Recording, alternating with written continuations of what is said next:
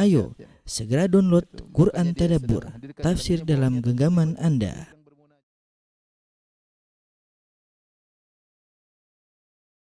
Bismillahirrahmanirrahim. Assalamualaikum warahmatullahi wabarakatuh. Alhamdulillahi ala ihsanih wa syukru lahu ala taufiqihi wa amtinani. Asyhadu an la ilaha illallah wahdahu la syarika lahu ta'ziman li sya'nih. Wa asyhadu anna Muhammadan abduhu wa rasuluhu da'ila ridwani. Allahumma salli alaihi wa ala alihi wa ashabihi wa ikhwani. Para ikhwan dan akhwat, bapak dan ibu-ibu, para jamaah Masjid Tarbiyah Cilandak yang dirahmati oleh Allah Subhanahu wa taala. Pada kesempatan bahagia ini kita melanjutkan bahasan kita pada sesi kedua tentang menuju perang Uhud. Insyaallah pekan depan kita akan masuk pada pembahasan perang Uhud. Kita masih pada peristiwa-peristiwa yang terjadi antara perang Badar dengan perang Uhud. Di antara peristiwa besar yang terjadi sebelum perang Uhud adalah Ghazwatu Bani Qainuqa, yaitu memerangi Bani Qainuqa.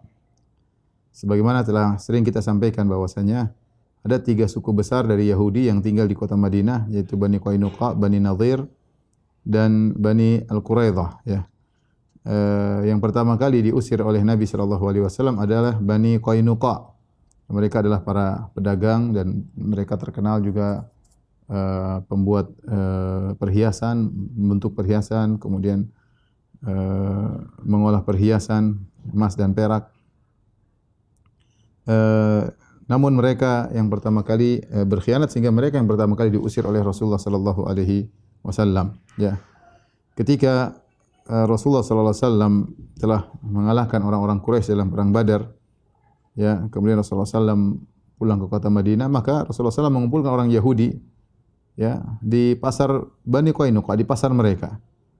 Kemudian Rasulullah SAW mendakwahi mereka dengan berkata, "Ya ma'asyara Yahud, aslimu." Wahai orang Yahudi, masuklah kalian ke dalam Islam. Qabla an yusibakum mithla ma asaba Quraisyan. Nanti bisa menimpa kalian apa yang telah menimpa orang-orang Quraisy, ya. Ya, kalau mereka berkhianat, kalau mereka membangkang, ya, mereka bisa mengalami apa yang dialami orang Quraisy. Maka orang Bani Qainuqa berkata, "Ya Muhammad, la yaghurrannaka min nafsika annaka qatalta nafaran min Quraisyin kanu aghmaran la ya'rifuna al-qital."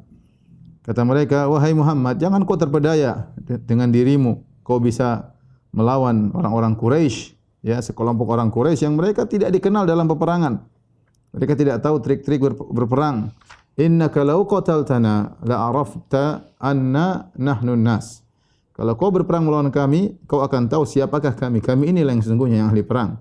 Wa annaka lam talqa mithlana, dan kau tidak akan bisa melawan orang-orang seperti kami. Ya. Jadi mereka sumbar dan mereka sombong, ya. Ketika Nabi menasihati mereka. Adapun sebab kenapa kemudian terjadi penyerangan terhadap Bani Qainuqa datang dalam riwayat, tapi riwayatnya lemah. Ya, disebutkan oleh Ibnu Hisham dan Ibnu Ishaq dalam sirahnya dengan sanad yang dhaif, ya. Saya bacakan kisahnya, tapi dibawakan oleh para ahli sejarah tentang kisah ini. Bahwasanya ada seorang wanita dari bangsa Arab datang, kemudian dia membawa barang bijalab, yaitu barang dagangan, kemudian dijual di pasar Bani Qainuqa. Kemudian dia duduk di salah seorang ahli emas atau ahli perhiasan, yaitu dari Yahudi Bani Qainuqa. Faja'alu yuridunaha ala kashfi wajhiha. Maka mereka ingin agar wanita ini membuka wajahnya. Fa'abat, wanita ini enggak mau, dia digoda oleh orang Yahudi, dia tidak mau.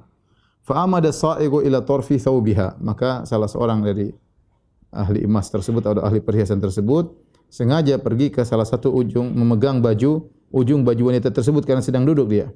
Faqa'adahu ila dhahriha wa hiya ghafilatun. Maka diikat, ya, kemudian atau ditahan, dan dia tidak sadar wanita ini. Falamma qamat inkashafat auratuha. Ketika dia berdiri ternyata terbuka auratnya. Fadhahiku biha, maka mereka pun mentertawakan wanita ini. Maka wanita pun berteriak. Tiba-tiba ada seorang lelaki dari kaum muslimin yang kebetulan lagi di pasar tersebut, tidak kuasa melihat ada wanita seperti ini digoda, kemudian tersingkap auratnya. Maka dia pun langsung menyerang lelaki Yahudi tadi yang mengganggu wanita tadi. Faqatalahu, akhirnya seorang muslim ini bunuh ahli emas tersebut, ahli perhiasan tersebut, dan yang merupakan seorang Yahudi. Fasyaddatil yahudu 'alal muslim faqataluhu, maka orang-orang Yahudi pun kumpul, kemudian mereka menyerang lelaki muslim ini, akhirnya dia pun wafat ya. Akhirnya keluarga dari orang muslim ini yang terbunuh oleh orang Yahudi kemudian berteriak ya. Kemudian akhirnya minta tolong kepada kaum muslimin, akhirnya kaum muslimin pun marah, maka terjadilah keburukan atau terjadilah peperangan antara ya kaum muslimin dengan orang-orang Yahudi. Akhirnya Rasulullah sallallahu alaihi wasallam tatkala melihat Bani Qainuqa telah memutuskan perjanjian ya.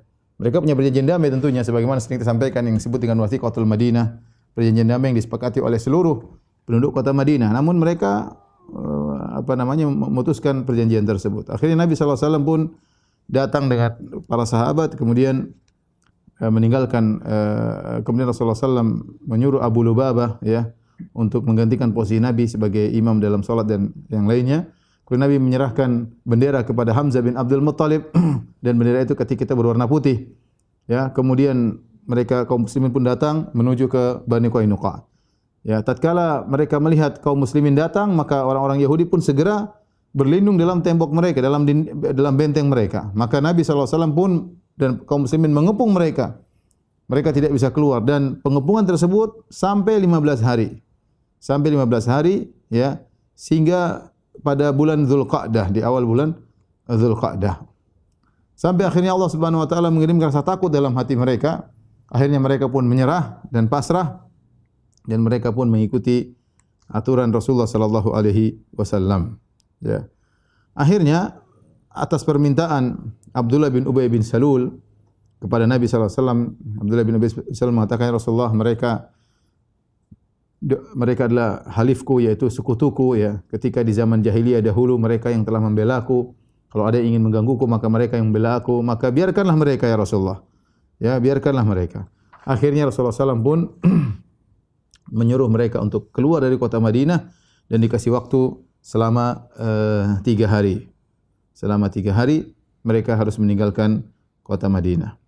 Akhirnya setelah itu mereka pun pergi meninggalkan kota Madinah, maka terusirlah Bani Qainuqa dari kota Madinah. Dan ini adalah kabilah yang pertama yang keluar dari kota Madinah karena pengkhianatan yang mereka lakukan. Dan ketika itu para sahabat mendapatkan banyak sekali ghanimah ya yang mereka tinggalkan ya, terutama alat-alat perang ya yang dimiliki oleh mereka ya, dan ini merupakan keuntungan besar bagi kaum muslimin. Taib, itu di antara peristiwa yang terjadi ya antara perang Badar sampai perang Uhud. Kemudian Rasulullah SAW masuk di bulan Dzulqa'dah, kemudian Rasulullah SAW masuk di bulan Dzulhijjah. Ya, di bulan Dzulhijjah maka Rasulullah SAW pun pertama kali melaksanakan salat Idul Adha ya. Idul Adha yaitu pada tahun 2 Hijriah ya. Rasulullah SAW melakukan salat Idul Adha ya. Dan ini adalah kegembiraan bagi kaum muslimin ketika itu. Tentunya kita tidak akan bahas adab-adab tentang salat Idul Adha, itu dibahas dalam buku-buku fikih. Di antara peristiwa besar juga yang terjadi, peristiwa sejarah yang terjadi menjelang perang Uhud adalah wafatnya Utsman bin Maz'un radhiyallahu taala anhu. Utsman bin Maz'un radhiyallahu taala anhu. Pada bulan Dzulhijjah ya, wafatlah Utsman bin Maz'un. Dan Utsman bin Maz'un ini adalah seorang sahabat senior ya, termasuk pembesar dari kaum Muhajirin, termasuk wali-wali Allah yang sangat bertakwa ya. Beliau berhijrah ya, dengan 2 hijrah, berhijrah ke negeri Habasyah ya, kemudian beliau kembali ke kota Mekah dan berhijrah kedua kali ke kota Madinah. Dan disebutkan oleh Ibnu Ishaq bahwasanya Utsman bin Maz'un adalah orang yang ke-14, yang masuk Islam, di nomor 14 ya. Masya Allah, berarti termasuk orang-orang yang awal. Ya. Dan beliau ikut juga dalam peperangan, di antaranya dalam perang Badar. Dan dia, Utsman bin Maz'un radhiyallahu anhu, adalah orang yang paling semangat beribadah, terkenal berijtihad, ya, sangat semangat beribadah ya. Oleh karena di antara 3 orang yang datang kepada Nabi yang mengatakan, "Ya Rasulullah," ya ada yang mengatakan ini yang kemudian bertanya kepada salah seorang istri Nabi tentang ibadah Nabi sallallahu alaihi wasallam, faka'annahum taqaluha, seakan-akan mereka menganggap ibadah Nabi tidak banyak. Mereka mengatakan, "Rasulullah ibadahnya segitu." Padahal sudah diampuni dosa-dosa yang akan lalu dan yang telah lalu dan akan datang. Kita bagaimana? Kalau gitu ibadah kita harus lebih banyak karena kita tidak terjamin. Maka di antara mereka ada yang berkata, "Inni la usalli lail wa la anam." Aku akan salat malam, aku tidak pernah tidur. "Wa inni la asumu wa la uftir." Aku akan berpuasa dan tidak pernah berbuka. Yang satu berkata, "Inni sa'atazilun nisa." Aku akan meninggalkan para wanita. Di antara 3 orang ini adalah Utsman bin Maz'un radhiyallahu taala anhu yang terkenal sangat semangat beribadah. Sampai-sampai begitu semangatnya beliau beribadah, siang hari puasa, malam hari salat malam, ya. Bahkan beliau meninggalkan jarang mendekati istri-istri beliau, sampai beliau minta izin kepada Nabi untuk tabattul, yaitu untuk meninggalkan istri-istri beliau secara total, tidak mau lagi karena saking semangatnya beribadah. Bahkan minta izin untuk dikebiri, supaya bisa beribadah. Namun Rasulullah SAW melarang hal tersebut. Sebagaimana diriwayatkan oleh Imam Bukhari, Imam Muslim dalam Sahih mereka dari Sa'ad bin Abi Waqqas radhiyallahu anhu, beliau berkata, "Radda Rasulullah SAW ala Utsman bin Maz'un at-tabattul, walau adina lahu lakhtasayna." Kata Sa'ad bin Abi Waqqas, Rasulullah SAW menolak permohonan izin dari Utsman bin Maz'un untuk tabattul, untuk meninggalkan istri-istri secara total. Kalau seandainya Rasulullah SAW mengizinkan Utsman bin Maz'un untuk tabattul, untuk meninggalkan istri-istrinya, lakhtasayna, kami akan kebiri diri kami agar fokus ibadah, tidak ada syahwat kepada para wanita. Namun Rasulullah SAW melarang hal tersebut, ya, karena tentunya di antara syariat Islam tujuannya adalah memperbanyak keturunan, banyak kaum muslimin, ya. Dan itu adalah anugerah memiliki anak-anak, kemudian bisa mengayomi para wanita, ya. Tapi intinya ini asar atau riwayat ini menunjukkan bagaimana semangatnya Utsman bin Maz'un untuk beribadah. Dia menganggap bahwasanya para wanita mengganggu dia dalam beribadah, ya. Pelampiasan syahwat mengganggu dia untuk beribadah, maka dia minta izin agar bisa dikebiri. Tapi Rasulullah SAW melarang karena itu bukan tujuan dari Islam. Dan akhirnya beliau wafat sakit, ya. Sebagaimana diriwayatkan oleh Ummul Ala, ya. Salah seorang dari wanita-wanita Ansar, beliau berkata, "Tara lana Utsman bin Maz'un fi sukna hatta hina iktara'at al-Ansar ala sukna al-Muhajirin." Jadi beliau ketika berhijrah ke kota Madinah, maka ketika itu kaum muslimin dalam kondisi sulit, maka di antaranya dibagi-bagi tempat untuk istirahat, ya. Para kaum Ansar dibagi-bagi siapa yang tinggal di rumah sini, siapa tinggal di rumah sini, ya. Kemudian ternyata salah seorang yang mendapatkan rumah dari kaum Ansar adalah Utsman bin Maz'un di rumahnya Ummul Ala tadi, ya. Maka beliau pun sakit di situ, famaradnahu hatta tufi, ya. Akhirnya Utsman bin Maz'un sakit dan akhirnya meninggal dunia. Tsumma ja'alnahu fi athwabihi, lalu kami meletakkan beliau di beberapa bajunya. Fadakhala alaina Rasulullah sallallahu alaihi wasallam. Rasulullah SAW datang menjenguk atau melayat Utsman bin Maz'un. Kemudian ketika Nabi melayat Utsman bin Maz'un radhiyallahu anhu yang sudah meninggal dunia, maka kata Ummul Ala, dia berkomentar, "Rahmatullah alaika ya Aba Sa'ib." Semoga Allah merahmati engkau wahai Abu Sa'ib, yaitu Utsman bin Maz'un. "Fa syahadati alaika laqad akramakallah." Aku bersaksi untuk engkau wahai Utsman bin Maz'un, sungguhnya Allah telah memuliakan engkau. Ketika Ummul Ala mengatakan aku bersaksi bahwasanya Allah telah memuliakan engkau, maka Nabi berkomentar ketika itu. Dan kita tahu Utsman bin Maz'un adalah orang yang rajin beribadah, terkenal di kalangan para sahabat. Orang yang sangat semangat beribadah. Tetapi dan kalau seandainya ada yang berkata dia dimuliakan oleh Allah, wajar, ya, karena terkenal rajin ibadah. Ya, sampai minta izin untuk bisa dikebiri. Sehingga wanita ini, ya, dia menilai secara zahir, dia berkata, ya, fa syahadati alaika laqad akramakallah. Aku bersaksi kepada engkau wahai Utsman bin Maz'un, sungguhnya Allah telah memuliakan engkau. Utsman bin Maz'un sudah meninggal dunia. Maka Nabi SAW mengomentari perkataan Ummul Ala. Nabi berkata, "Wa ma yudriki?" Dari mana kau tahu dia telah dimuliakan oleh Allah Subhanahu wa taala? Subhanallah. Nabi berkata, dari mana kau tahu dia sudah dimuliakan oleh Allah Subhanahu wa taala? Maka Ummul Ala berkata, "La adri wallah, aku tidak tahu." Hanya spontanitas dia ucapkan karena melihat kesolehan dari Utsman bin Maz'un. Maka Nabi menegur, ini sesuatu yang gaib, tidak ada yang tahu. Wa ma yudrik, dari mana kau tahu? Kemudian Nabi berkata, "Amma huwa faqad ja'ahul yaqin." Adapun Utsman bin Maz'un, maka telah datang keyakinan kepadanya, telah meninggal dunia.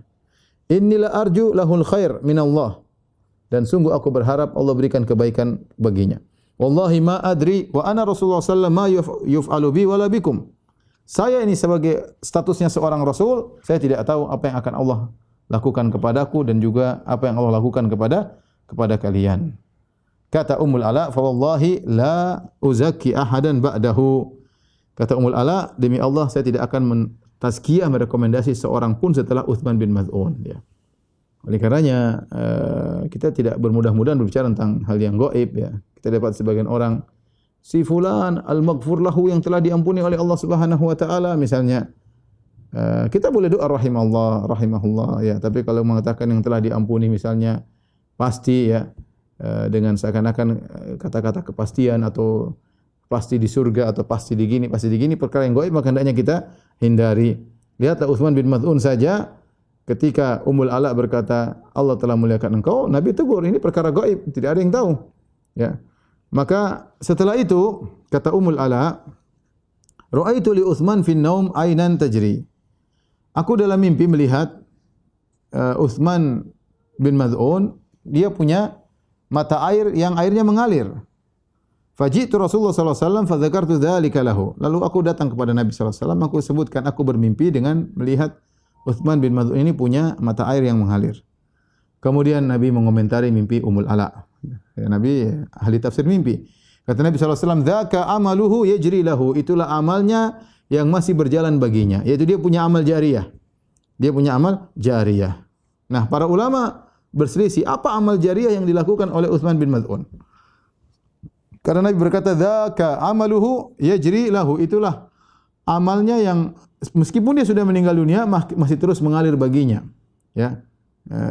Dimimpikan oleh Ummul Ala dengan mata air yang terus mengeluarkan airnya, dan itu ditafsirkan, ditakwil oleh Nabi, maksudnya amalnya yang terus berlanjut meskipun dia sudah meninggal dunia. Maka secara umum ada dua pendapat di kalangan para ulama. Yang pertama, mereka berkata bahwasanya Utsman bin Maz'un sejak di Mekah, sejak dia masuk Islam, ya, dia adalah orang yang kaya dan dia dermawan, ya. Sehingga mungkin dia punya sedekah-sedekah jariyah yang berlaku setelah dia meninggal masih terus berjalan untuknya, ya. Ini termasuk orang-orang yang kaya di kalangan para sahabat dari kaum Muhajirin, ya. Di antara hal yang menunjukkan akan hal ini dari Abu Musa al-Asy'ari radhiyallahu anhu, beliau berkata, "Dakhalat imra'atu Utsman bin Maz'un ala nisa'in Nabi sallallahu alaihi wasallam." Suatu hari istri Utsman bin Maz'un ketemu dengan istri Nabi sallallahu alaihi wasallam. Fara'ainaha sayyi'atal hay'ah. Maka istri Nabi melihat istrinya Utsman bin Maz'un penampilannya tidak baik atau kurang rapi atau kurang bagus, ya. Faqulna laha ma laki, maka mereka berkata kepada istrinya Utsman bin Maz'un, "Ada apa dengan anti? Ada apa dengan engkau?" "Fama fi Quraisyin aghna min ba'lik." Di Quraisy yang paling kaya suamimu Utsman bin Maz'un. Ini dalil bahwasanya beliau adalah orang kaya, sehingga beliau sering bersedekah, sehingga amal jariyah yang beliau miliki adalah sedekah tersebut, ya. Qalat ma lana minhu syai' amma lailuhu faqaimun wa amma naharu fasaimun. Kata istrinya, iya benar dia kaya, tapi saya tidak dapat apa darinya. Kenapa? Malamnya dia salat malam, siangnya dia puasa. Utsman bin Maz'un malam salat malam, siangnya dia berpuasa. Tapi yang kita perhatikan di sini maksudnya beliau adalah orang rajin beribadah, di antaranya beliau bersedekah, ya.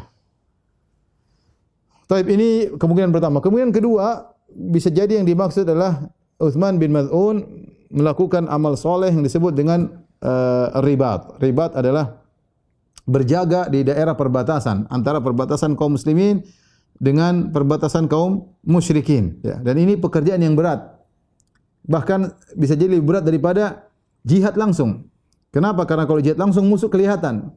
Adapun daerah perbatasan tiba-tiba ada yang panah, tiba-tiba ada yang tembak, ya. Kalau sekarang berat, ya, karena tidak tahu musuh datang dari mana, ya. Oleh karenanya beribadah dengan menjadi murabit, yaitu ribat, berjaga daerah perbatasan, ini pahalanya sangat luar biasa. Dalam suatu hadis Rasulullah SAW bersabda, "Kullu mayyitin yukhtamu ala amalihi illa alladhi mata murabitan fi sabilillah." Setiap orang meninggal dunia maka ditutup dengan amal yang dia mati di atasnya. Ya, selesai, artinya selesai, dia meninggal, game over, selesai, amalan terputus. Ya, sebagaimana sabda Nabi sallallahu alaihi wasallam, idza matal insan inqata amaluhu, kalau seorang sudah meninggal terputus amalannya. Ya. Kemudian kata Nabi, illal ladzi mata murabitan fi sabilillah, kecuali yang meninggal dalam kondisi berjaga di daerah perbatasan fi sabilillah. Fa innahu yanmu amalu ila yaumil qiyamah, sungguhnya amalnya berkembang sampai hari kiamat. Wa ya'manu fitnatal qabr, dan dia akan diselamatkan dari fitnah kubur, yaitu selamat dari malaikat mungkar dan nakir. Ya. Tidak ditanya oleh mungkar dan nakir. Kemudian juga dalam riwayat yang lain dalam Sahih Muslim, ya, dari hadis Salman radhiyallahu anhu, Rasulullah SAW bersabda, "Ribatu yaumin wa lailatin khairun min siyami syahrin wa qiyamihi." Berjaga di daerah perbatasan perang, ya, sehari semalam lebih baik daripada puasa sebulan dan salat malam sebulan. Wa in mata jara alai amalu alladhi kana ya'malu. Kalau dia sudah meninggal dunia, maka amal yang biasa dikerjakan masih berjalan terus. Ya. Wa ujri alaihi rizquhu, dan juga tetap diberikan rezeki kepadanya oleh Allah Subhanahu wa taala. Wa aminal fattan, dan dia akan selamat dari dua penanya, yaitu malaikat mungkar dan nakir. Ini di antara dua ibadah yang luar biasa yang jika seorang meninggal dunia maka amalnya masih berjalan. Di antaranya adalah sedekah jariyah, di antaranya adalah amal pekerjaan sebagai murabit, yaitu penjaga di daerah perbatasan. Dan Utsman bin Maz'un radhiyallahu anhu dikubur di Baqi, ya. Saya pernah masuk Baqi, baru ada kuburan agak tengah, agak besar. Konon kata orang-orang di sana, ini Utsman bin Maz'un, agak besar dikit dan dia agak tengah. Enggak masuk ke dalam, kemudian tengah-tengah, wallahu a'lam bishawab, tapi sebagian penjaga mengatakan ini Utsman bin Maz'un radhiyallahu taala anhu yang ada di Baqi. Baik, kita lanjutkan peristiwa berikutnya yang terjadi menjelang perang Uhud adalah dibunuhnya Ka'ab bin al-Ashraf. Ka'ab bin al-Ashraf salah seorang tokoh Yahudi. Siapakah Ka'ab bin al-Ashraf? Ka'ab bin al-Ashraf adalah seorang Yahudi yang sangat besar permusuhannya kepada Rasulullah sallallahu alaihi wasallam. Bapaknya adalah seorang Arab, ya, dari kabilah Tayy', ya, kabilah Tayy' itu agak jauh dari Mekah, ya. Min Bani Nabhan, dari Bani Nabhan, ya. Dari Mekah sekarang sekitar 800 kilo daerahnya. Dari Bani Nabhan. Namun ayahnya ini, yang orang Arab ini, dia membunuh seseorang sehingga dia dicari-cari. Di zaman jahiliyah dia dicari-cari, dikejar-kejar oleh orang yang menuntut darahnya. Maka dia pun kabur, fa'atal Madinah, maka dia pun kabur pergi kota Madinah. Wa halafa Bani Nadhir, kemudian dia pun bersekutu dengan Bani Nadhir, Yahudi Bani Nadhir. Fasyarufa fihim, ternyata dia menjadi mulia di kalangan orang-orang Yahudi. Kemudian dia menikah dengan Aqilah binta Abil Huqaiq. Dia menikah dengan seorang wanita Yahudiyah, maka lahirlah anaknya namanya Ka'ab. Dan Ka'ab bin Ashraf ini adalah seorang yang tawilan jasiman, seorang yang tinggi, badannya besar, orangnya gagah, tampan, wa kana syairan mujidan, dan dia seorang yang pandai bersyair. Ya, bahkan dia disebutkan sada Yahudul Hijaz bi kathrati mali, bahkan dia menjadi pemimpin orang-orang Yahudi di Hijaz, di Mekah dan di Madinah dan sekitarnya. Ya, kenapa? Karena dia punya harta yang banyak. Bahkan dia sering membagi-bagi harta kepada ulama-ulama orang Yahudi. Dan dia punya benteng di sebelah timur arah selatan di kota Madinah, ya. Jadi inilah Ka'ab bin Ashraf adalah seorang Yahudi yang gagah, besar badannya, tapi dia penyair yang hebat dan suka mencerca kaum muslimin dengan syair-syairnya. Yang kita tahu bahwasanya di zaman dahulu yang menjadi sarana untuk perang mulut adalah dengan syair. Kalau kita sekarang medsos, ya dulu enggak ada medsos, maka orang membuat syair. Syair kemudian terkenal, isinya mencela, isinya memaki-maki, ya. Sampai ada tulisan tentang judul Asy-Syu'ara, ya, qatalathum, ya, asy'aruhum, kama dzukir, yaitu disebutkan tentang para syu'ara, para ahli syair yang dibunuh oleh syair-syair mereka sendiri. Gara-gara syair mereka terbunuh. Ada. Karena mereka mencela, mencerca, memuji diri, menghina orang lain dengan syair-syair. Ini di antara wasilah yang kuat ketika itu di zaman dahulu, di zaman Rasulullah sallallahu alaihi wasallam. Makanya Rasulullah SAW suka dengan Hasan bin Thabit, penyair yang selalu membela Rasulullah sallallahu alaihi wasallam.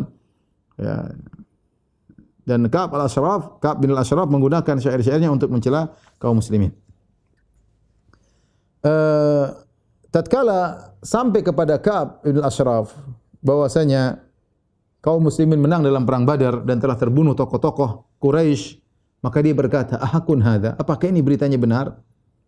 Haulai asyraful Arab wa mulukun nas." Mereka itu adalah orang-orang mulia di kalangan Arab. Abu Jahal, Walid bin Mughirah, Abu Jahal, kemudian Umayyah bin Khalaf dan yang lainnya, ya. Mereka tokoh-tokoh pembesar di kalangan Arab. Wallahi la in kana Muhammadun asaba haula'il qaum la batnul ardi khairun li min dhahriha. Kemudian kata Ibnu Asy'ab mengatakan, demi Allah, seandainya Muhammad telah mengalahkan mereka, membunuh mereka, tokoh-tokoh tersebut, perut bumi lebih baik bagi saya daripada atas bumi. Artinya saya lebih baik mati daripada hidup di atas muka bumi. Ini menunjukkan bagaimana jengkelnya dia kepada Islam, jengkelnya kepada Nabi Muhammad sallallahu alaihi wasallam.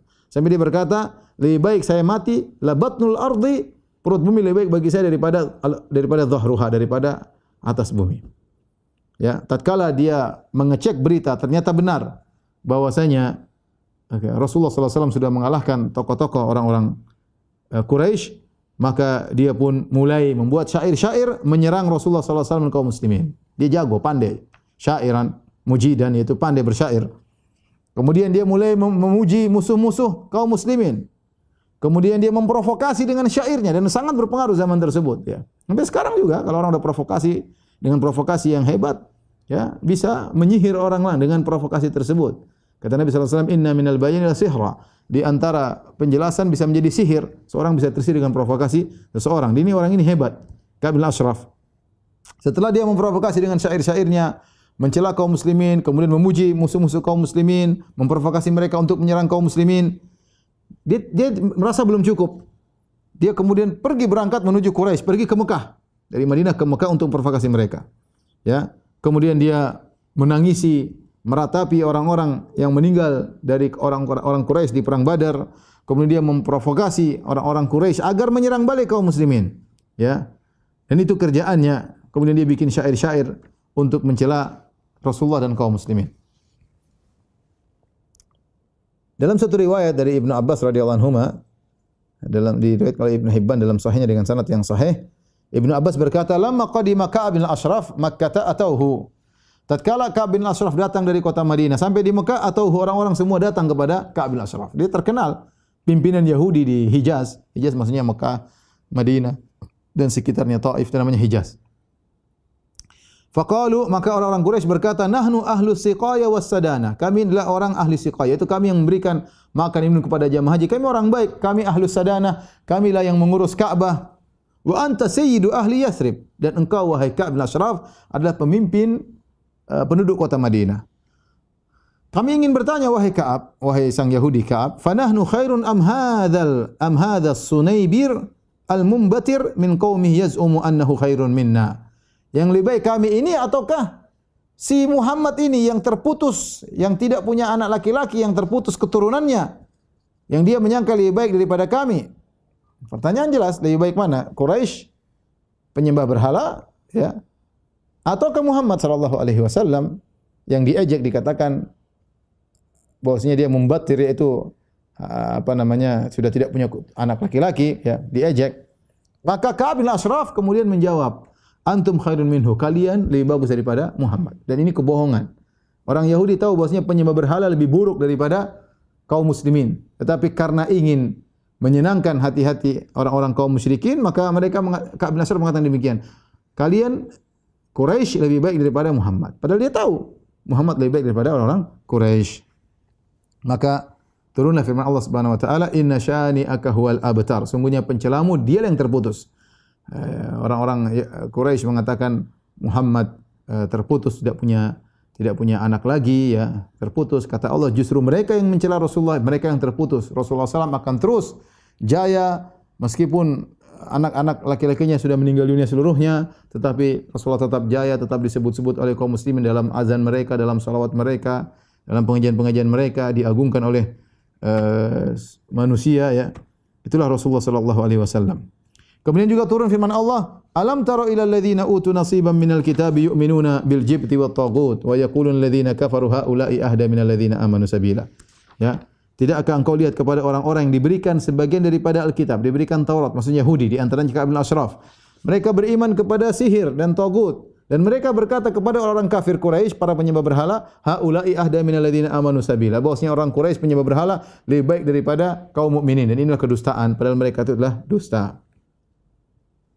Setelah itu kemudian Ka'ab setelah memprovokasi orang-orang Quraisy di Mekah, maka beliau pun pulang kota Madinah. Kemudian mulailah dia bikin lagi syair-syair yang menggoda, mengganggu istri-istri para sahabat. Ka'ab bin Ashraf mengganggu kaum muslimin dengan lisannya. Dia luar biasa hebat dalam membuat syair. Ya, syair hebat, dan kita tahu pengaruh syair ketika itu. Maka dia mengganggu kaum muslimin, mengganggu bahkan cuma bukan laki-laki yang diganggu. Sahabiat, istri-istri para sahabat diganggu juga dengan lisannya yang kurang ajar. Ketika sampai ini semua kepada Nabi sallallahu alaihi wasallam, Nabi berkata, "Man li Ka'ab bin Ashraf?" Nabi bertanya, siapa yang ngurusin Ka'ab bin Ashraf? Siapa di antara kalian sahabatku yang mengatasi Ka'ab bin Ashraf? Fa innahu adallahu wa rasulah. Sungguhnya dia telah mengganggu Allah dan Rasulnya. Fantadaba lahu, maka Muhammad bin Maslamah langsung maju. Wa Abbad bin Bishr. Kemudian Abu Nailah, Silkan bin Salamah, dan dia adalah saudara Ka'ab bin Ashraf, saudara susuan. Kemudian Harith bin Aus, wa Abu Abs bin Jabr, ya, dan pemimpin dari kelompok ini adalah Muhammad bin Maslamah. Jadi ada berapa orang? Muhammad bin Maslamah, Abbad bin Bishr, Abu Nailah, kemudian Al Harith bin Aus dan Abu Abs, 5 orang, ya. Dalam riwayat yang lain, Rasulullah SAW berkata, "Man li Ka'ab bin Ashraf?" Siapa yang mau menyelesaikan Ka'ab bin Ashraf? Fa innahu qad adallahu wa rasulah. Sungguhnya dia telah mengganggu Allah dan Rasulnya. Maka Muhammad bin Maslamah berdiri kemudian berkata, "Ya Rasulullah, atuhibbu an aqtulahu?" Diperjelas. Muhammad bin Maslamah radhiyallahu anhu berkata, "Ya Rasulullah, kau ingin aku bunuh dia?" Kata Rasulullah, "Na'am, iya, bunuh dia." Faqala Muhammad bin Maslamah, ketika diizinkan untuk membunuh Ka'ab bin Ashraf karena dia telah mengganggu, maka Muhammad bin Maslamah berkata, "Ya Rasulullah, fa'dhan li an aqula syai'an." Ya Rasulullah, izinkan aku untuk mengucapkan sesuatu kepadanya. Kata Nabi, "Qul." Maksudnya apa? Saya ingin mengibuli dia. Ini menunjukkan para sahabat mereka jauh dari namanya kedustaan, mereka jauh dari namanya kebohongan. Tapi tatkala Muhammad bin Maslamah ingin mengibuli Ka'ab bin Ashraf agar bisa dibunuh, maka dia minta izin kepada Nabi. Saya ingin ngomong sesuatu begini-begini, artinya ingin mengucapkan sesuatu, ingin mengibuli Ka'ab bin Ashraf agar bisa dibunuh. Ini kita namanya al-harbu khid'ah, bahwasanya perang adalah tipuan. Taktik dalam peperangan. Maka akhirnya Muhammad bin Maslamah pergi kepada Ka'ab bin Ashraf. Kemudian dia pura-pura dia berkata, "Inna hadzal rajul," sungguhnya Muhammad ini, yaitu Rasulullah, "qad sa'alana sadaqah." Dia minta kami agar bersedekah. "Wa innahu qad annana," dan sungguhnya Muhammad sudah bikin kami capek minta sedekah, dan kita sudah enggak punya duit. "Wa inni qad ataituka astaslifuka," dan saya datang kepada engkau Ka'ab bin Ashraf, orang kaya, saya pinjam uang dari engkau. Kenapa sih Muhammad ni minta-minta orang ini? Muhammad SAW mengatakan orang ini, itu maksudnya Rasulullah SAW, minta-minta sedekah. Ya.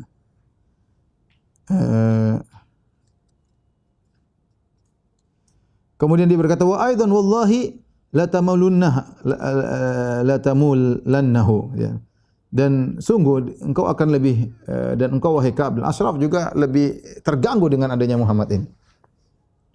Kemudian Ka'ab bin Ashraf mengatakan, "Wa aidan wallahi la tamullannahu," kata Ka'ab bin Ashraf, selain Muhammad ini selalu minta-minta meletihkan kalian minta-minta sedekah, dan engkau wahai Muhammad bin Maslamah, ya, akan semakin terganggu dengan adanya Muhammad ini. Maka Muhammad bin Maslamah radhiyallahu anhu berkomentar, "Inna qad ittaba'nahu." Kami sudah terlanjur jadi pengikutnya wahai Ka'ab. "Fala nuhibbu an nada'ahu hatta nanzura ila ayyi syai'in yasiru sya'nuhu." Kami tidak ingin meninggalkan Ka'ab bin Ashraf, kami tidak ingin meninggalkan Muhammad sallallahu alaihi wasallam sampai kami tahu bagaimana kesudahannya. Itu terlanjur mengikuti dia. "Wa qad aradna an tuslifana wasqan aw wasqaini." kami ingin agar kau meminjamkan kepada kami satu wask itu 60 sa'. Satu sa' kira-kira 2,5 kilo, ya kali aja 60, banyak itu jumlah yang banyak. Aw wasqain atau 2 kali 120, sa' itu 120 ukuran zakat. Zakat kali 120. Kami ingin pinjam. Kenapa Muhammad ini minta zakat, minta sedekah? Ka'ab bin Ashraf bukanlah orang yang bodoh. Dia orang kaya. Ini ada orang Islam minta sumbangan agar utang supaya bisa kasih sedekah kepada Muhammad. Maka dia berkata, "Na'am. Saya akan kasih. Tetapi arhinuni, berikan apa gadai kalian kepadaku." Mana gadainya? Maka Muhammad bin Salamah berkata, "Ayu syai'in turid?" Kau ingin kami menggadaikan apa? Kata Ka'ab bin Ashraf, "Arhinuni nisa'akum." Aku ingin kalian menggadaikan istri-istri kalian. Istri kalian sama saya, ya. Saya akan kasihkan kalian gandum, ya. 120 sa' atau 60 sa', ya. Yang penting istri-istri kalian bawa sini. Kata Muhammad bin Salamah, dia cerdas. Dia berkata, "Kaifa narhanuka nisa'ana wa anta ajmalul Arab?"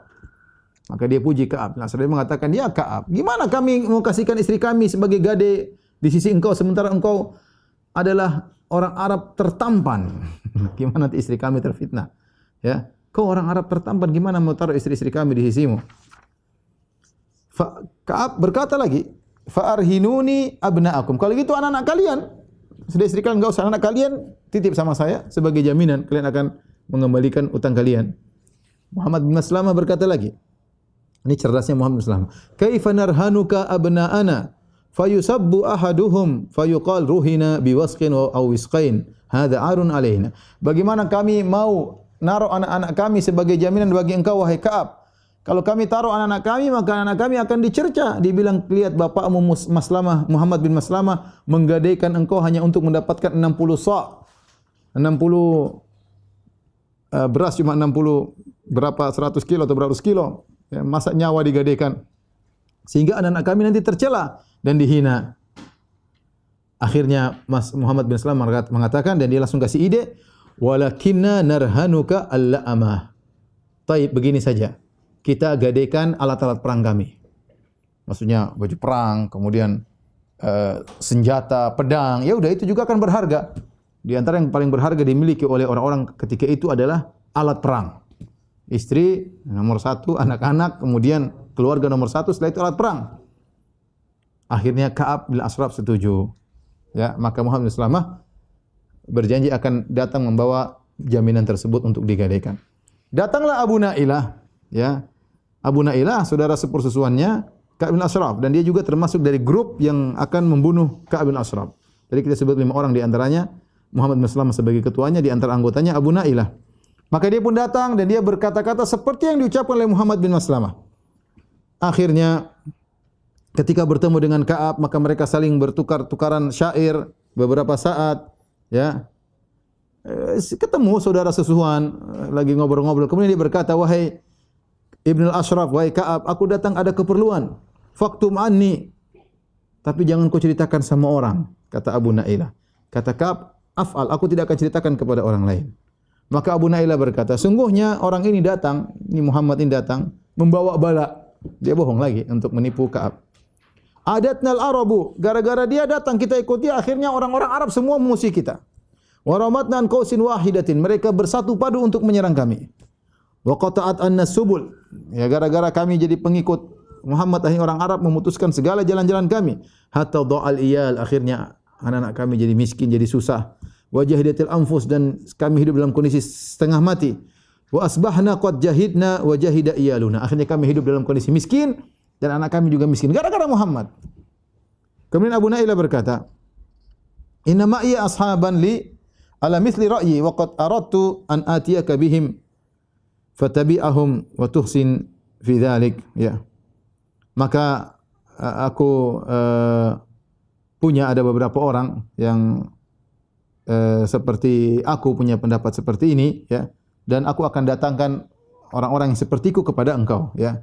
Tapi ingat tadi jangan ceritakan kepada orang lain, ya. Maka akhirnya dialog ini masuk di logikanya Ka'ab bin Ashraf. Akhirnya mereka bertemu pada waktu yang sama. Janji ketemu dengan Ka'ab bin Ashraf, ya sama dengan waktu Muhammad bin Maslamah dan juga Abu Nailah.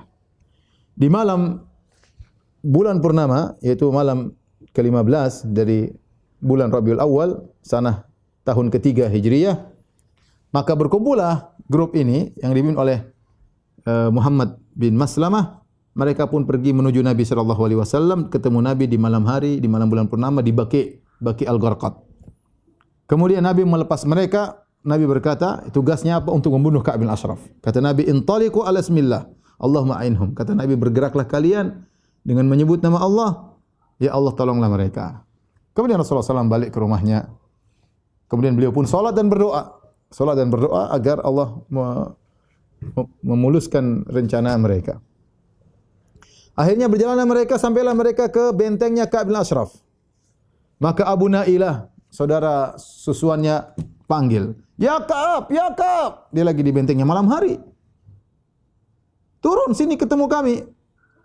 Ketika itu Ka'ab bin Ashraf baru saja nikah dengan seorang wanita, lagi malam pengantin, baru saja menikah dengan seorang wanita.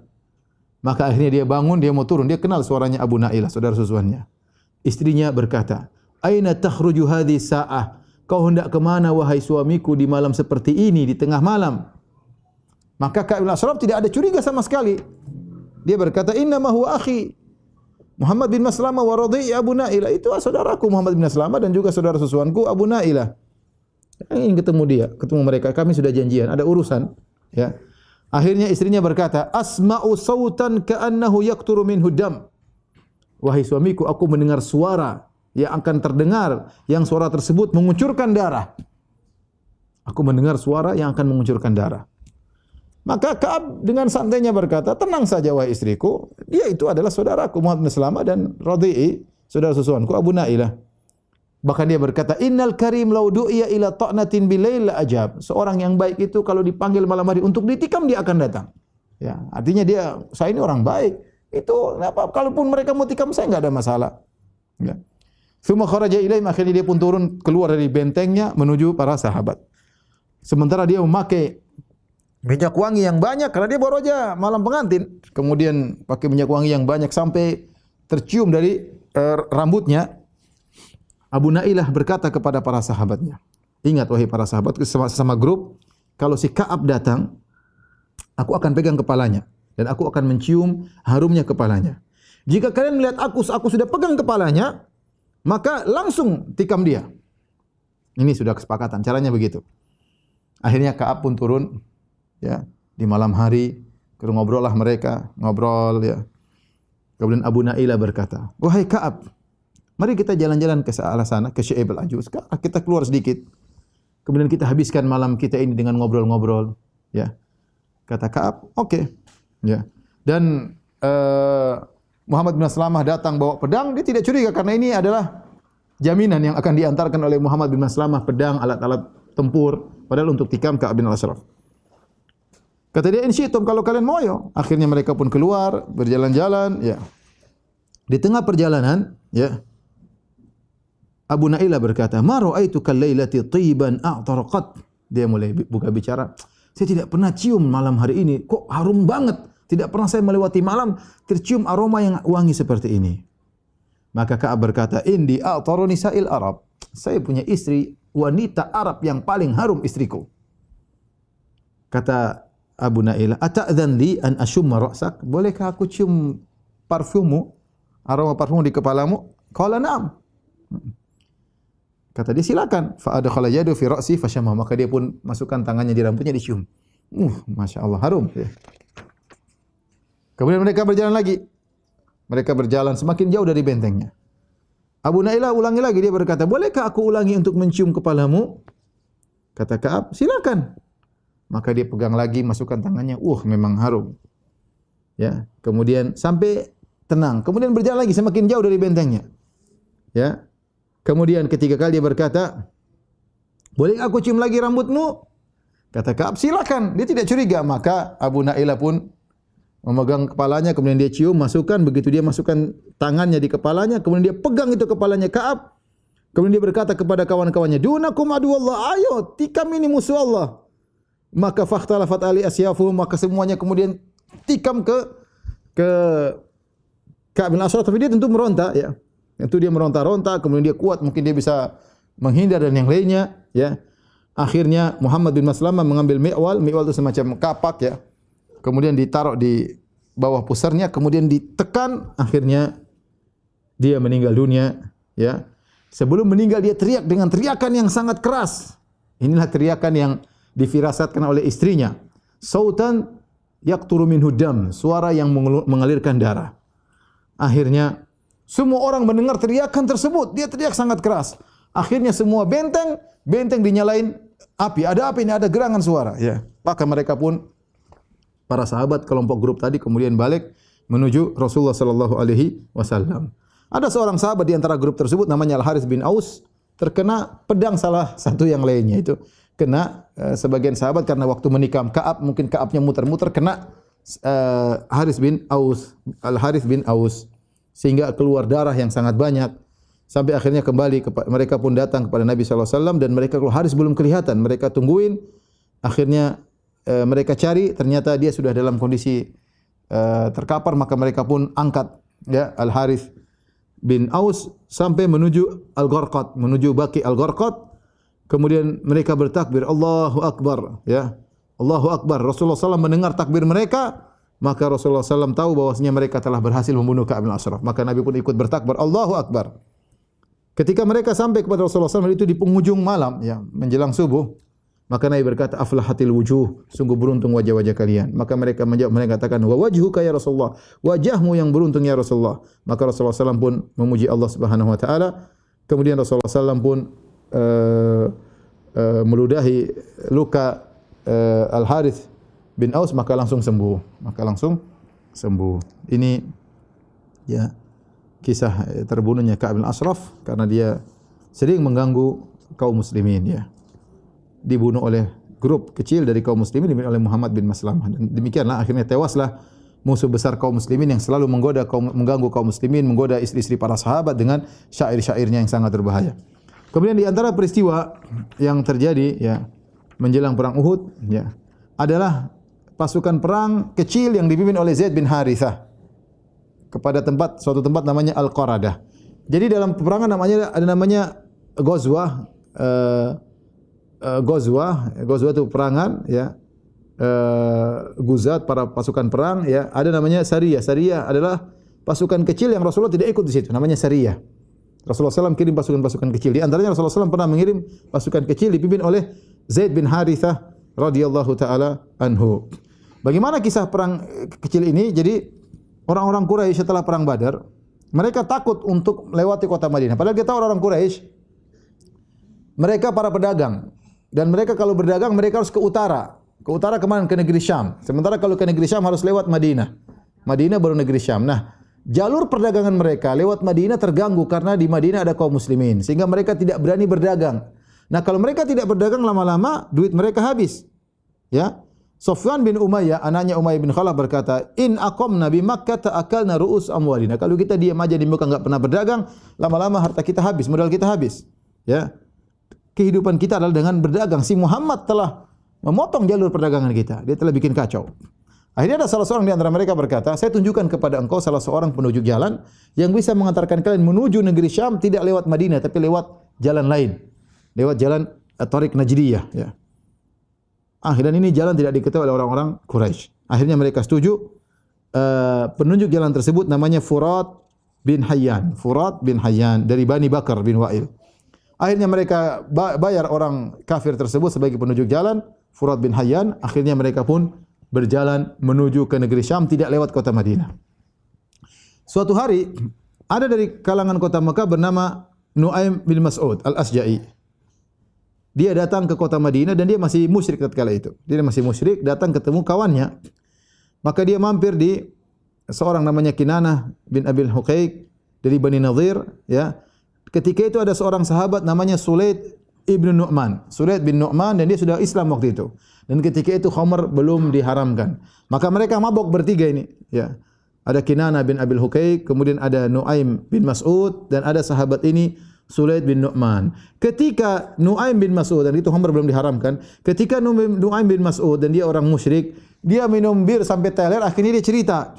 Dia beberkan semuanya. Dalam kemabukannya dia berkata, sungguhnya orang Quraisy akan pergi menuju negeri Syam tapi tidak lewat jalur kota Madinah, lewat Thariq Najriyah dan akan dibawa oleh seorang penunjuk jalan. Dia cerita dengan panjang lebar. Begitu mendengar hal ini Sulaid langsung pergi menuju kepada Nabi dan cerita apa yang terjadi. Ketika Nabi tahu ada pasukan, ada sekelompok pedagang dari kota Mekah yang ingin pergi ke negeri Syam lewat jalan lain, maka Nabi pun mengirim pasukan kecil yang dipimpin oleh Zaid bin Harithah membawa sekitar 100 pasukan untuk menghadang orang-orang Quraisy. Dan akhirnya mereka berhasil menghadang. Akhirnya mereka pun kabur, semuanya kabur dan akhirnya barang dagangan mereka dirampas oleh kaum muslimin. Yang tersisa ya adalah penunjuk jalan. Penunjuk jalan tersebut ya tadi namanya adalah Furat bin Hayyan. Furat bin Hayyan akhirnya ketika dia ditangkap ya, kemudian dibawa kepada Nabi sallallahu alaihi wasallam. Akhirnya dia berkata, "Ini muslim, saya masuk Islam." Saya masuk Islam. Maka orang-orang berkata, "Ya Rasulullah, dia menyangka dia telah masuk Islam." Ya, kata Rasulullah, "Sudah. Nakiluhum ila imanihim." Ya, kita serahkan kepada imannya, ya. Di antaranya Furat bin Hayyan, dan Furat bin Hayyan ini masuk Islam dan akhirnya Islamnya bagus ya, dan akhirnya dia berperang bersama Rasulullah sallallahu alaihi wasallam memerangi orang-orang kafir ya. Ya, dan masuk Islam dengan Islam yang baik ya. Subhanallah, tadinya jadi penunjuk jalan, akhirnya masuk Islam. Ini disebut dengan Sariyah dipimpin oleh Zaid bin Harithah, disebut Sariyah yang diutus oleh Nabi menuju Al-Qaradah. Kemudian di antara peristiwa ya, sedikit lagi insyaallah peristiwa yang terjadi sebelum perang Uhud masih ada 3 peristiwa singkat yang di antaranya adalah pernikahan Utsman dengan Ummu Kulsum, putri Rasulullah sallallahu alaihi wasallam. Kita tahu Utsman pertama nikah dengan Ruqayyah. Ruqayyah bintu Rasulullah sallallahu alaihi wasallam. Kemudian Ruqayyah sebagaimana kita ceritakan ketika Utsman ingin ikut perang Badar, Rasulullah suruh Utsman untuk menjaga Ruqayyah. Akhirnya ketika Rasulullah SAW pulang, Ruqayyah sudah meninggal dan sudah dikubur. Rasulullah SAW tidak sempat melihat pengkuburan Ruqayyah. Ya. Setelah itu Rasulullah SAW menikahkan Utsman dengan putrinya yang lain, Ummu Kulsum. Dan nanti juga Ummu Kulsum akan meninggal dunia. Ya, sampai ketika Ummu Kulsum meninggal dunia, kata Nabi sallallahu alaihi wasallam, "Saya punya putri yang ketiga, saya akan nikahkan dengan Ummu Kulsum." Ya. Dengan Utsman bin Affan. Makanya Utsman bin Affan dijuluki dengan Dzu Nurain, pemilik 2 cahaya, karena dia yang satu-satunya sahabat yang pernah menikahi 2 putri Nabi sallallahu alaihi wasallam, Ruqayyah dan Ummu Kulsum. Kemudian di antara peristiwa yang terjadi, Rasulullah SAW menikah dengan Hafsah bintu Umar. Hafsah bintu Umar radhiyallahu taala anha menikah dengan Nabi sallallahu alaihi wasallam pada bulan Sya'ban tahun 3 Hijriah. Setelah selesai iddahnya, ya. Selesai iddahnya, dan dia adalah istri dari Khunais bin Hudzafah As-Sahmi. Yang Khunais bin Hudzafah As-Sahmi ini meninggal dalam perang Badar. Jadi jadi janda, ya. Ketika dia menjadi janda, maka ayahnya Umar bin Khattab radhiyallahu anhu sebagaimana dalam Sahih Bukhari, ya. Umar bin Khattab kemudian menawarkan putrinya kepada Utsman bin Affan. Ya, putrinya jadi janda. Maka Umar bin Khattab datang kepada Utsman, dia tawarkan putrinya Hafsah, maukah kau nikahi putriku? Ya. Ini dalil bahwasanya seorang ayah boleh menawarkan putrinya kepada orang yang soleh. Dan ini bukan hal yang untuk dimalukan ya, karena ini demi kepentingan putrinya atau demi kepentingan adiknya. Kalau dia tak ada orang soleh, tawarkan, enggak ada masalah, ya. Maka Umar menawarkan putrinya Hafsah kepada Utsman. Kemudian kata Umar bercerita ini, "In syi'ta ankahtuka Hafsata binta Umar." Kalau kau mau ya Utsman, aku nikahkan kau dengan putriku Hafsah. Kata Utsman bin Affan, "Sa'anzuru fi dzalik." Tunggu, saya lihat dulu ya, saya pikir dulu. Falabistu layali, kata Umar, saya tunggu beberapa hari kok enggak ada jawaban. Falaqiyani, akhirnya ketemu lagi saya dengan Utsman beberapa hari setelahnya. Kemudian Utsman berkata, dia tolak dengan halus, "Ma uridu nikaha yaumiyya hadza." Saya belum mau nikah hari-hari ini. Falam yarji, kemudian qala Umar, falaqitu Abu Bakar, karena Utsman nolak atau belum siap untuk menikah, saya ketemu dengan Abu Bakar. Maka saya tawarkan lagi kepada Abu Bakar. Abu Bakar lebih tua daripada Umar. In syi'ta ankahtuka Hafsata binta Umar. Wahai Abu Bakar, kalau kau mau saya nikahkan putriku denganmu.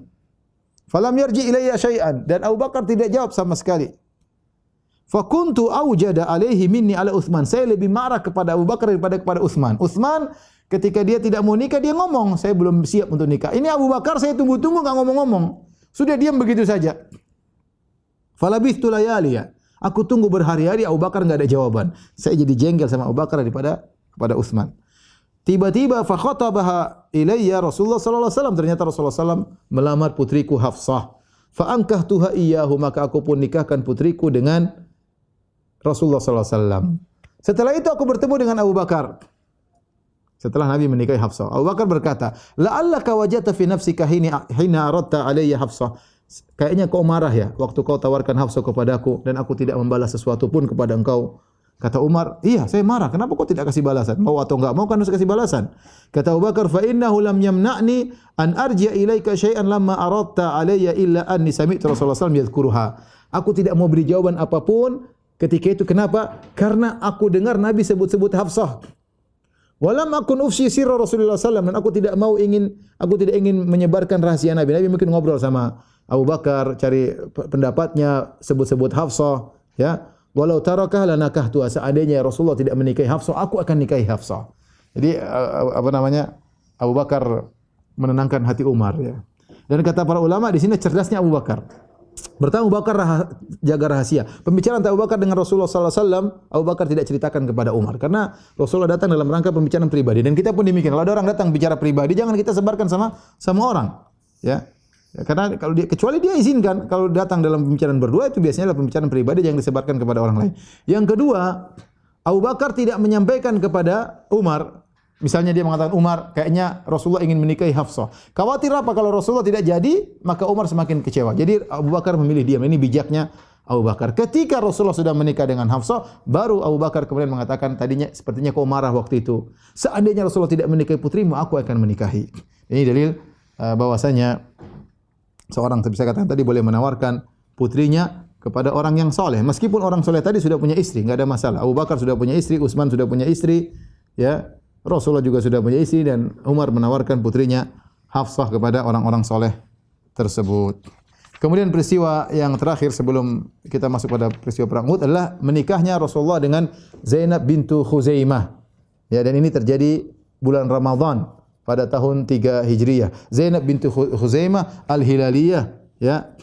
Beliau dikenal dengan Ummul Masakin, ibunya orang-orang miskin. Kenapa? Karena beliau begitu dermawan, sering memberi makan kepada orang-orang miskin dan sering bersedekah kepada orang-orang miskin. Dialah Zainab bintu Khuzaimah, ya. Wanita yang sangat soleha dan wanita yang sangat dermawan. Dia sama dahulunya adalah istri dari Tufail bin Harith, kemudian dia dicerai, kemudian dia dinikahi oleh Ubaidah bin Harith, kemudian suaminya meninggal dalam perang Badar. Ya, suaminya meninggal dalam perang Badar, maka Rasulullah SAW pun melamarnya, ya, dan akhirnya Rasulullah SAW menikahinya. Tetapi tidak lama dia menikah dengan Nabi, sekitar 2 bulan, 3 bulan, kemudian beliau meninggal dunia, Zainab. Tapi dia sudah menjadi Ummul Mukminin. Jadi Ummul Mukminin. Inilah Rasulullah SAW kalau kita lihat, dan juga para sahabat, mereka saling menolong di antara sahabiat. Kalau ada yang janda langsung mereka nikahi, kalau ada yang tidak punya suami mereka langsung nikahi, karena mereka perhatian kepada istri-istri kawan-kawan mereka agar tidak ditinggal, ya, terbengkalai, tidak ada yang mengurusi, dan itu kebiasaan para sahabat radhiyallahu taala anhum, yang kebiasaan tersebut hilang di zaman kita. Baik, demikian saja pengajian kita. Insyaallah kita lanjut tentang perang Uhud pada pekan depan باذنillah taala. Baik, demikian saja kajian kita, kurang lebihnya saya mohon maaf. Wabillahi taufiq wal hidayah. Assalamualaikum warahmatullahi wabarakatuh.